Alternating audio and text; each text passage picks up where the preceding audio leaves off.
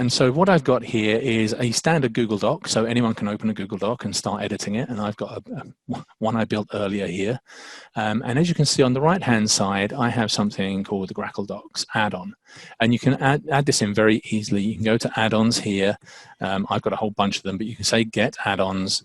And if you type in the search box here, accessibility, here you can see Grackle Docs comes up as one of those options. I've already installed it. I've opened it up here. And the very first thing that happens when you say launch Grackle Docs is that it scans through the document immediately. And that's what it's done. It said, I've got 22 checks and 17 of them have passed, but there are a few things you need to look at. So it doesn't make you look at every single part of the document. It's just the things that you need to focus on. And so the first one here, you can see there's a red cross. So, okay, let's click on that and see what it says. Well, the document title is required. Now, if you're going to change this Google Doc into a PDF, it's very important for the screen reader to read that PDF title back to someone so they know what they're starting to read. So we've tried to make this as easy as possible. I'm going to make it the same as the Google Doc name. So it will take whatever's in the title up here, and that will become the name of the PDF when I do finally make one. If I scroll down, I can see other ones, another red X here. Images should have alternate text or be marked as an artifact. Well, okay, I'd really like to know where that is as a problem. If I expand that by clicking on this, it says there are 4 images in this document. 3 are okay, they're green, and I can see there's some alt text next to it. It does a preview of the alt text that's with that, but 1 hasn't been tagged at all. So these buttons are two-sided. I can click on locate, and that will take me to the image with the issue, and I can see it's been highlighted here with a blue box, if I go to the right-hand side of the button and say tag, it will open up a wizard to say, okay, you need to do something about this. And so this is, for the benefit of time, sorry, don't cut and paste. Image of Grackle Docs add-on. And I'll update that, so that'll be okay. We do a few rudimentary checks on this as well. So if it finds text in there and it says something like 123.jpg, it will highlight that for you and say, are you sure this is alternate text? And so it at least guides you if there is what it sees as trash text in there, it will help that out for you. So I've corrected this particular image. I can recheck this document anytime by clicking the recheck button at the top. This will quickly run through these and say, okay, I've gone through these images now, and actually, yes, all of these have a green tag. So we're quite happy with those again. So I'm going to carry on scrolling down. We've got some things that come up as a warning rather than an absolute. So this one is a green tick, but with a red exclamation mark. And we've added these in as user requests. So it's saying here a single heading 1 should be used. Some people were very strict about having a single heading 1 in a document and then go to heading 2, heading 3, and back up to 3.2, but only the very first heading was a heading 1. Now that's not an absolute for accessibility standards, but some people wanted to highlight it, so it's there. I'm going to ignore it today. But there are some more important things in here about headings being properly nested. So again, I click on this to find out some more. I click the locate button. It's taking me down to the bottom of the page here where it says headings. I can see here this heading is different to this heading, but I'd really like to know a little bit more about what's going on. So I can go over to the document structure button on the Grackle Docs add-on here. And if instead of looking at everything, and just by the way, this whole list that you see before me is the logical layout of the document. I'll go on to that a little bit more at the moment, but this is effectively how a screen reader will read this document. But let's sort out the heading first. Here's the headings. Oh, I can see heading 1, heading 1, heading 1, heading 3. And then back to heading 1. For those of you you don't really need to know much about accessibility, but the headings thing should go in order: 1, 2, 3, back to 2, back to 1 if they need to go up and down. So I'm going to go back to this side. I know, because I know this document, that I can, oh no, what have I done? I say I know this document and then completely muck it up. I can just get rid of the formatting in here. And what is this? This is a heading 1. So let's change that to a heading 1, the same as the rest. I can then click over here on refresh again, and that will show me that everything's okay again. Let's go back to headings. And there you go, all heading 1s, everyone's happy, no red marks. If I go back to everything, there are certain times in a document you want the logical reading order to read in a certain way, but not change the physical appearance. So we've allowed that in Grackle Docs, but just by grabbing one of these paragraphs, I can move it up. And now I've got let's get started is the first thing is going to be read.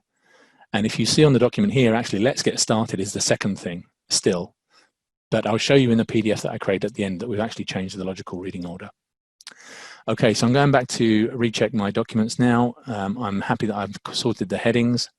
Another really important thing in accessible documents is tables, and they're normally quite painful to sort out, but we've tried to make these as easy as possible as well. So again, yes. I can see, hello, back to the tables layout that we're talking about here. Tables are a fun thing to work with whenever you're remediating a document anyway, but we've tried to make this as simple as possible. Again, we've got 2 red tags here, which shows that I have 2 issues I need to look at. So I'll locate the first one. And again, I know this document. So the reason this is a table is a problem. There are 2 images in there. It's not really a data table. It's just there for layout. So if I go back to the tag and press the tag button, I can open up the wizard, and we've handily put a little checkbox here saying table is used for layout only, which is perfect for this type of table. It doesn't need to explain anything, it's just images side by side. The next button that's red is more important. If I locate that one, we can see this is more of a traditional data table. And so this really does need tagging properly. So if I click the tag button, the same wizard opens up, we get a highlight of the data table that's here, but we've tried to make this as simple as possible as well. Tried to make this as simple as possible as well. So we've got another check mark here saying, mark the first row as a header. And if I click that, you can see that the header row has all turned green and pointing downwards, and all the cells have now got a little arrow pointing upwards. And that's your cell done for this. If you want to make this a more complex table, you can say, well, the first column is a header as well, because they're names that relate to everything else. You can see that all the arrows tell you how this table lays out. Again, for accessibility purposes, try and make tables as simple as possible, because they're horrendous for readers to get through at the best of times. So I'm going to make this as simple as possible and take my own advice. So that's the tables. I'm going to scroll right the way down here now. There's a couple of other things to highlight here. One is a high color contrast should be used somewhere. Now, even though we've made this for people with screen readers, you would think, well, surely the color contrast doesn't matter. We've tried to make this accessible to other types of visual impairments as well, where color contrast does matter. And this can even help with other cognitive disabilities like dyslexia. So we're trying to cater for as many people as possible. And if we locate this, I can see here there's grey on grey text, and even those with the best of eyesights will not be able to read that. So I'm going to get rid of that grey on grey text and turn it to black on white as normal. And the next thing down here says fine print should be avoided. Again, this is a tick mark, but with a red exclamation point within there as well, just to say this is a warning, because sometimes small print is allowed, but it's giving you that warning to say you should really look at this. And I can see it's right next to the other thing that I was looking at here. And I'm going to make that larger as well, so we're good there. So that's it. I've got to the bottom of my list. Very simple to do. We'll now click the recheck just to make sure I didn't miss anything, and make sure that those 22 checks are happy. And they are, which is a good start. Always in a demo for that to happen. That's great. So now I have a Google document that is about as accessible as it can be, and you can share this with everyone and be confident that things are working well. Now with Google Docs, there is a weird thing in there that tables aren't recognized as proper data tables. That will always be a grid, and nothing we do here can actually change that. But the reason that we did that work on this to start with is we now need to send this to someone who really needs to understand the data table. So we can send this as a PDF. If you go to File, Download to PDF, you will still get an inaccessible document, because this function here is created by Google and not by Grackle. So instead of using that, you go back to your add-on. Oh, sorry, I've got a frozen screen here. you go back to your add-on, and we've added another button that says Export to PDF. Sorry, my keyboard's going mad here. And so if I click Export to PDF, that opens up the Progress Monitor window that says, how would you like to do this? I would really like you to start creating a PDF for me.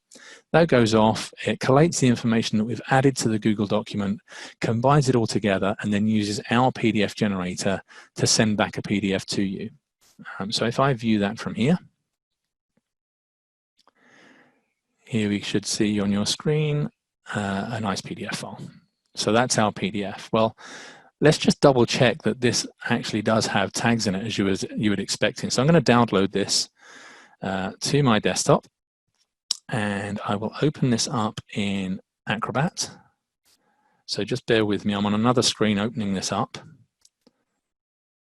and then I shall pull it over to this screen again. Working with multiple screens is weird.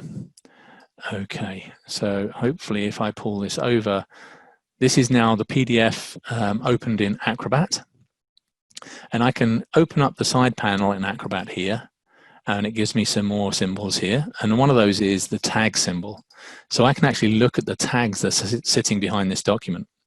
And as you can see, these are all the things that a screen reader needs to read to understand how to navigate the document. There's a paragraph and a heading 1 and a paragraph again. Now, if I open these first two paragraphs, you will see that compared to the real document on the right, or the visual document on the right, we have two sentences saying this is a sample, and then let's get started. In the left, we have them the other way around because we changed that in our logical view in Grackle. So that's a good proving point. That all happened. The fact that all these tags are here is great. If you just downloaded this from G Suite normally, there would not be these tags in here. But the really complex stuff is right down the bottom here looking at tables. So we have the table headings. The tables are sorted in the way we expected them to. So we're confident that a screen reader will read this correctly. There is an accessibility check in Acrobat. I'm not sure if the guys have already shown this, but I'll do it anyway, just to show that we abide by these things. We can do an accessibility check within Acrobat here, and we'll say start checking. And everything's okay apart from two issues, but they're not really issues. They're both manual checks that Acrobat can't do for you. So they're just saying, please check the logical reading order. That's fine. And the color contrast, there isn't a color contrast here to be checked. We've done that for you, but everything else in here is fine. All ticks as you'd expect. So that's it for docs. I'm hoping, I'm not quite sure how much time I've got, but I'm hoping to show you a similar thing now for Grackle Sheets, which is here. And so Grackle Sheets, very similar setup to Grackle Docs. I can add my Grackle Sheets add-on in.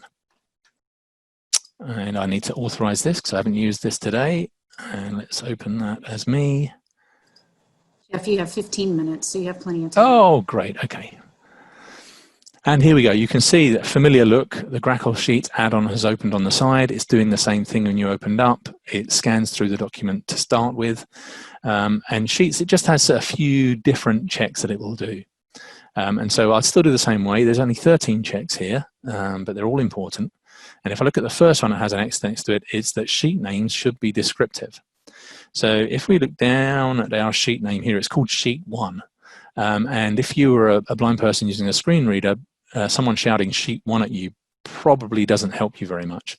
And we understand that if it says Sheet 1, Sheet 2, we should get people to at least look at it. So we can look at this, we'll rename this, and we can have contact details as our sheet name. And you can see there are two tables as well, so it would have picked out the second table as well. Large ones here, the biggest bugbear for my friends who have to look through spreadsheets is isolated cells. And so isolated cells, I do this all the time still, and I've been doing accessibility forever. I will find a cell and I will put notes to myself in a cell. And it doesn't mean anything to anyone. And also someone with a screen reader, if you think they're tabbing across cell after cell, knowing there's something out here, but not knowing what it is. And so this is saying, well, you know, there's an isolated cell here. It's picked out what it is. This doesn't actually mean anything. And so I could even put above this notes and make this a mini table in itself. and recheck this to try and avoid that isolated cell. And I'll tell you why that's important in a moment. So there you go, that's it. So again, I've gone through the checks. All of our checks have come out okay. Again, if you sent this now to someone else, it's well structured. There are things in the right way. It will do things like the contrast of colors and type size and those sorts of things. But the really cool thing that we do here is spreadsheets are quite difficult for screen readers to get through anyway. And we did think to start with about creating a PDF, accessible PDF output from a sheet. But again, long sheets in PDF are just as difficult to read as well for screen readers. So we went down a different route for this, and we have another button here called Publish HTML. And so if we click this, this goes off in the background and turns those sheets into a one-page HTML that's accessible for you. And so if I say publish, we'll get the link to share in a moment, and I can view this. So this has been turned into an HTML sheet. And as you can see here, we have discarded the formatting that you had before and brought this down into what do I need to know. And so, well, one thing is there's a table of contents. It's actually separated out all of the mini tables that were in there into separate tables. So instead of a sheet, if I just go back to the spreadsheet again for a moment and close this, you can see there were kind of 3 mini tables in here. So we've made that way easier to use by saying there's table here, and table here. And then there's another table that's in the last part as well. And so if I click on table F7 down here, you can see that it's just an HTML, and this is tagged as a table, so a screen reader will pass through this really quickly. So that's it for Sheets.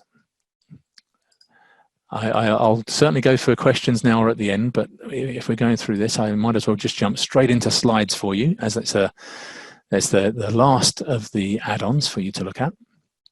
Same thing again. You'll see there's a very familiar looking add-on on the side that's already checked through your slides. And we've done this. And so the first one that we've got here, again, similar things that it's looking for, but there are some subtle differences. Slides is particularly difficult. This is the last of our add-ons that we've been creating, and we're always looking for Google to tune the API so we can get better and better at it. But I'll talk about some of those things in a moment. If we look at these things here, the presentation has got a title, because I made a title straight away, so that's okay. The document language is already sorted. The first one is the warning here about slide titles being unique. And again, it's a warning, again, for navigability. If you send someone who uses a screen reader 30 slides and they're all called Title 1, it's very hard to navigate to the right place for someone. So you'd really like to call them something different. So again, we'll pick these out for you and show you that you've got them, Slide 2 and Slide 3. They're both saying Title 1. I'm going to go into Slide 3 and change that to Title 2. Just because the accessibility of that is way easier. And so we have everything passed here. I didn't want to show everything that we've shown before, but there's, I say, very similar checks this goes through. There is the fun of moving the slide structure around again. So you can, for screen reader sakes, move things around. If you wanted text above a title, probably not something you'd really do in real life, but you never know. Again, we do the same things as we did in Docs. If I go back to here, and this is the caveat I'm going to put around slides, we can export to PDF. The exporting to PDF is more accessible than if you don't use Grackle, but it's still in process, so it's quite a beta option at the moment. There are certain things that we cannot pass through at the moment that to make a completely accessible PDF slide, we need to do. We're constantly working, and I'm hoping we get there fairly soon. But if we view the PDF of this slide, just to prove that we are creating a PDF, it's not the most exciting in the world, but it is there. I'm going to go back briefly to our website on this, just so I don't forget the things that we are still working on for slides, and go to the page that tells us what's happening. And so here are the limitations that we know. We've managed to solve one of them. Hyperlinks were being misinterpreted in the PDF, so we've done that one.